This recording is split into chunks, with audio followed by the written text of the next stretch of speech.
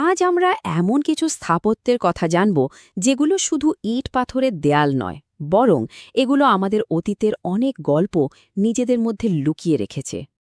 আচ্ছা, একটা বাড়ি কি সত্যি সত্যি গল্প বলতে পারে? হ্যাঁ, পারে। কারণ কি জানেন, এই স্থাপত্যগুলো শুধু ইট বা পাথর দিয়ে তৈরি হয় না। এর প্রত্যেকটা কোণায় লুকিয়ে থাকে আমাদের ইতিহাস আর সংস্কৃতির নানা স্মৃতি। ভারতের কোণায় কোণায় কিন্তু এমন অনেক স্থাপত্য ছড়িয়ে আছে যা আমাদের অতীতের সঙ্গে পরিচয় করিয়ে দেয়। যেমন ধরুন, এই যে ওড়িশার কোণার্ক সূর্য মন্দির, এটা দেখতে ঠিক যেন সূর্যদেবের জন্য বানানো এক বিশাল রথ। তাহলে চলুন আর দেরি না করে আমরা সারা দেশ জুড়ে একটা ছোট্ট কাল্পনিক সফরে বেরিয়ে পড়ি আর খুঁজে দেখি কিছু অসাধারণ ঐতিহাসিক জায়গা। আমাদের এই সফরের প্রথম ঠিকানা হলো দিল্লি। আর এখানেই দেখুন, আকাশের দিকে মাথা উঁচু করে দাঁড়িয়ে আছে ভারতের এক খুব বিখ্যাত স্থাপত্য, কুতুব মিনার। কুতুব মিনারের সবচেয়ে বড় পরিচয় হল এর উচ্চতা। জানেন তো, এটা পৃথিবীর সবচেয়ে উঁচু ইটের তৈরি মিনারগুলোর মধ্যে একটা। আর সবচেয়ে অবাক করা ব্যাপার হল, এই বিশাল মিনারটা বহু শতাব্দী আগে বানানো হয়েছিল। ভাবা যায় তখনকার দিনের প্রযুক্তি দিয়ে এটা বানানো হয়েছিল। আচ্ছা, দিল্লি তো ঘোরা হলো, এবার চলুন যাই পাঞ্জাবের অমৃতসরে। এখানেই আছে এক অপূর্ব সুন্দর আর পবিত্র স্থান, স্বর্ণ মন্দির। স্বর্ণমন্দির কিন্তু শুধু একটা উপাসনার জায়গা নয়, এটা শান্তি আর সৌন্দর্যের এক দারুণ মেলবন্ধন। এর সোনালি আভা আর চারপাশের শান্ত পরিবেশ, যারা এখানে যান তাদের মনে এক গভীর প্রশান্তি এনে দেয়। আমাদের সফরের পরের গন্তব্য হল হায়দরাবাদ শহর। আর হায়দরাবাদের কথা বললেই যে স্থাপত্যটির নাম সবার আগে মনে আসে, সেটা হল চারমিনার। এর সবচেয়ে আকর্ষণীয় দিক হল এর 4টে বিশাল মিনার আর তার সাথে সুন্দর খিলানগুলো। নামটা শুনলেই কিন্তু এর গঠনটা বোঝা যায়, তাই না? 4 মানে 4টে, আর মিনার মানে তো স্তম্ভ। তো এবার আমাদের এই সফরের শেষ স্টপেজ আমাদের নিজেদের শহর কলকাতা। আর এখানেই রয়েছে শ্বেতপাথরের তৈরি এক বিশাল প্রাসাদ, ভিক্টোরিয়া মেমোরিয়াল।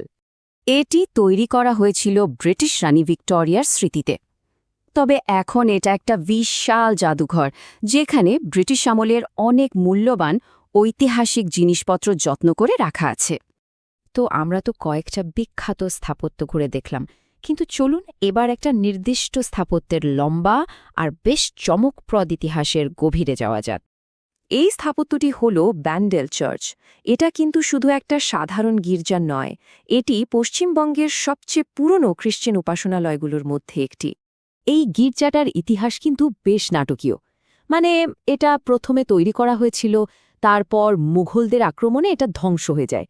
আর সবচেয়ে অবাক করা ব্যাপার কি জানেন, সেই মুঘল সম্রাট শাহজাহানের সাহায্যে কিন্তু এটা আবার নতুন করে তৈরি হয়। কি অদ্ভুত, তাই না? এই কথাটা কিন্তু খুব গুরুত্বপূর্ণ, কারণ এটা আমাদের দেখায় যে ইতিহাস কিভাবে সময়ের সঙ্গে সঙ্গে এক একটা স্থাপত্যের ওপর নিজের ছাপ রেখে যায়। এই গির্জাটাকেও তাই অনেকবার বদলানো হয়েছে, নতুন করে গড়া হয়েছে। এখন প্রশ্ন হলো, এই জায়গাগুলো এত গুরুত্বপূর্ণ কেন? এগুলো কি শুধুই ইট আর পাথরের তৈরি পুরনো বাড়ি?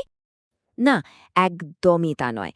আসল কথা হলো, এই স্থাপত্যগুলো আমাদের ইতিহাস আর সংস্কৃতির রক্ষক।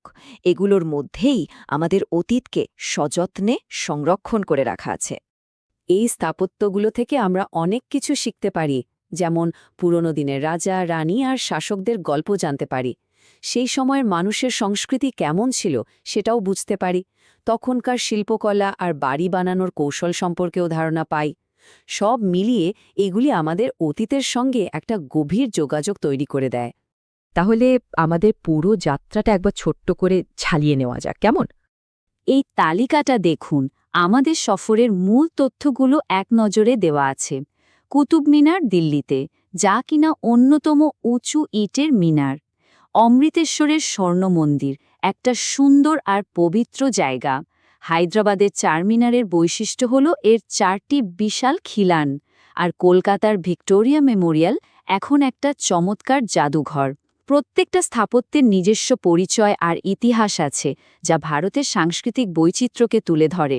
শেষে একটা কথা বলি, এই স্থাপত্যগুলো হয়তো চুপচাপ দাঁড়িয়ে থাকে, কিন্তু ওরা কথা বলে ওদের ইতিহাসের মাধ্যমে। এই আলোচনাটা শেষ হচ্ছে একটা প্রশ্ন দিয়ে। আমাদের চারপাশে যে পুরনো বাড়ি বা স্থাপত্যগুলো আছে সেগুলো তো নিশ্চয়ই কোনো না কোনো গল্প বলতে চায়। আমাদের শুধু একটু মন দিয়ে শোনার অপেক্ষা।